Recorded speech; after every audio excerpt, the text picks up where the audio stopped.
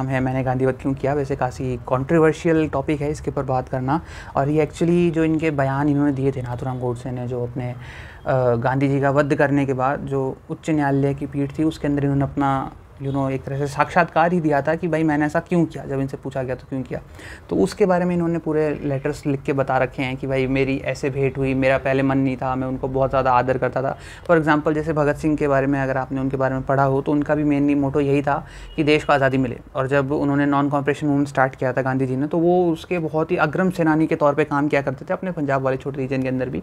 लेकिन जब उनको पता चला कि वो गांधी जी उससे पीछे हट रहे हैं, बैकलैश कर रहे हैं, उन चीज़ों को नहीं मान रहे हैं, वापस ले लिया आंदोलन, तो भगत सिंह जी को थोड़ा सा बुरा लगा और वो उनके शांति अहिंसा से लेके हिंसा पे जाने का पथ बना, उनका वो कारण था। तो सेम इसी तरह से बहुत सारे कारण नाथूराम जी ने अपनी इस बुक के अंदर दर्शा रखे हैं लोगों को बताने के लिए कि मैंने ऐसा क्यों किया। देखो बहुत अच्छे आदमी थे, निस्वार्थ सेवा करी देशभक्ति की, इसलिए मैंने देखो पीछे इसमें लिख भी रखा है। और लास्ट वाला जो पार्ट है ना बुक का, वो बीच बीच में थोड़े से सरदार वल्लभ भाई पटेल हैं, उनके भी कुछ वक्तव्य इसके अंदर दे रखे हैं। उसके अलावा जो वीर सावरकर जी जो थे उनका भी इसके अंदर लास्ट में 20-30 पेजेस के अंदर इनका वक्तव्य आता है, जो वो बताते हैं कि बिना वजह मेरे को गांधी हत्याकांड के अंदर घसीटा गया था। और लिटरली जिस तरह से वो पूरी टैकल करते हैं, मैं कभी देखो एक मूवी आई थी रणदीप हुड्डा की वीर सावरकर जी के ऊपर, तो वो मैंने नहीं देखी है, ना मैंने वीर सावरकर जी पर अभी इतना कोई काव्य या ग्रंथ या उपन्यास ऐसे कुछ पढ़े हैं। लेकिन लिटरली जितना इस 20-30 पन्ने के अंदर उनका विवरण दे रखा है, जिस तरह से वो कोर्ट के अंदर अपनी सफाई पेश करते हैं और जो पब्लिक प्रोसिक्यूटर होता है उसके हर दलील को खारिज कर देते हैं, तो उससे बंदा अपने आप में पता चलता है कितना हाईली इन्फ्लुएंशियल होगा, कितना उसका थॉट प्रोसेस किस तरह से काम कर रहा होगा, कितना वो अपने आप में सजग और सतर्क रहता होगा हर चीज़ को, काम को, एक्शन को करते हुए। और ये जैसे अगर आप शर्लक होम्स वगैरह अगर आप पढ़ते हो और उसके अंदर जो डिटेक्टिव मिस्ट्री होती है, तो उस तरह से जो हर वाद का विवाद उस तरह से टैकल करते हैं, वो चीज़ें मेरे को इस बुक के अंदर बहुत सही लगी, सावरकर जी वाला पार्ट। और ये जैसे देखो इसके अंदर ऐसी चीज़ें हैं जिसके बारे में बात करना बहुत ज़्यादा हद से ज़्यादा कंट्रोवर्शियल हो सकता है। और ये ऐसी थी जो शायद 1964 तक इसके ऊपर तो रोक ही थी, इन जो बुक्स इन्होंने जो अपना वक्तव्य दिया था वहाँ पे उसके ऊपर रोक थी।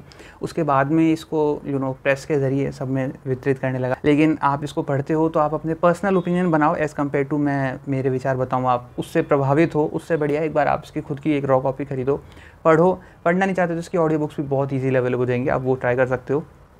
और एक पीछे इनका छोटा सा 175 पेजेस का है MRP इस बुक की। ये आपको मेरे को शायद अराउंडली 100 या 120 समथिंग पड़ी थी, मैं इसको दिल्ली से लेके आया था।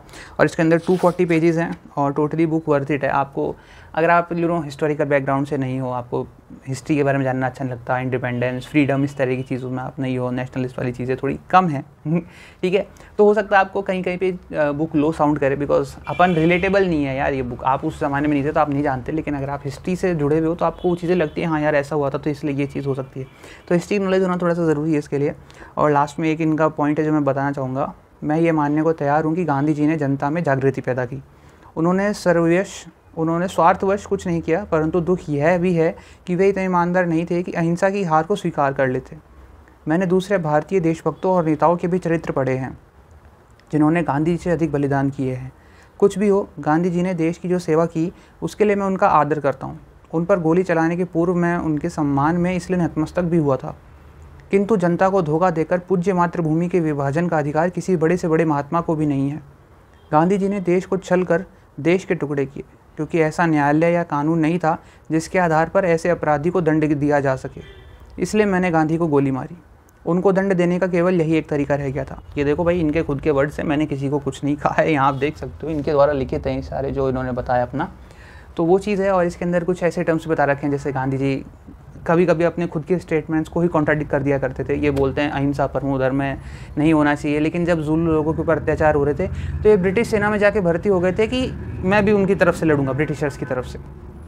एक तरफ ये बोलते हैं कि भाई आपको लड़ना नहीं चाहिए, ये वो चीज़ें, लेकिन दूसरी तरफ ये खुद एडमिट करते हैं कि जो एक विशेष धर्म से संबंधित लोग हैं वो होते ही बाय नेचर बुलीज़ हैं और उनके अंदर तो आक्रामकता है ही। तो आपको ये चाहिए कि आप अपने सर कटवाएं। अगर सर भी कट गया तो या तो भाई उनके सामने आप न्यौछावर कर दो, वो आपको छोड़ देंगे। नहीं छोड़ते हैं, अगर आपको फैटल इंजरीज़ वगैरह पहुँचाते हैं या आपको जो अंतिम सीमा होती है वहाँ तक पहुँचा देते हैं, तो भी पुनर्जन्म है, हम बैकुंठ के अंदर खुश रहेंगे। तो वो थोड़ी सी फेरी टेल्स वाली चीज़ें लगती हैं। और दूसरी चीज़ एक जो अपन को खटकती वो ये है कि आप दिल्ली नोएडा जैसी जगह चले जाओ, गुरुग्राम चले जाओ, या फिर और भी कोई जो शांत इलाका है वहाँ भी चले जाओ, और किसी ने आपके घर पे कब्जा कर रखा है, तो आप उसके साथ गांधीवाद से बात करके, अनजान छोड़ो, अगर मान लो आपके वो चाचा ताऊओं में उन्होंने आपकी ज़मीन पे कब्जा कर रखा है ज़बरदस्ती, और आप उनके साथ रोज़ वहाँ पे जाके चुपचाप बैठते हो कि हम तो अहिंसा का पाठ करेंगे, भाई कोई कमरा खाली करके नहीं देता है आज के ज़माने में इस चीज़ को लेके।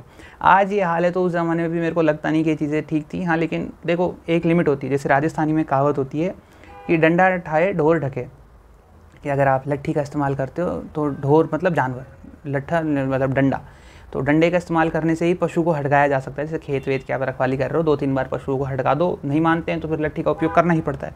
तो शांति एक अच्छी चीज़ है, अहिंसा परमो धर्म है, एक लिमिट तक अच्छा है, लेकिन उसके बाद ज़रूरत पड़ जाती है करने के लिए। लोग जो होते हैं ना कि आपके पौरुष के ऊपर फिर सवाल उठाने लग जाते हैं, आपकी जो शांति है उसको वो समझते हैं कि यार ये आदमी है ही नहीं उस चीज़ से।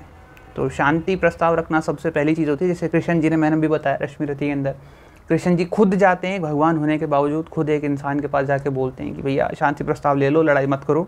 लेकिन अगर वो शांति प्रस्ताव के सारे रास्ते बंद हो जाते हैं, शांति नहीं हो सकती, तो करना पड़ता है। अंतिम जो उपाय होता है वो वही होता है। इस तरह की चीज़ बुक में आपको देखने को मिलेंगी। तो ये 2 बुक्स थी जो मैंने अभी पढ़ी हैं इस वीक, और आप मुझे बताना और कौन सी बुक आप रिव्यू देखना चाहते हो, और इस पे बेस आपकी कोई राय हो तो आप मुझे बता सकते हो। और आज के लिए बस इतना ही। अब मैं मिलूंगा आपसे एक नई वीडियो में, तब तक के लिए be safe, stay healthy, keep reading, bye.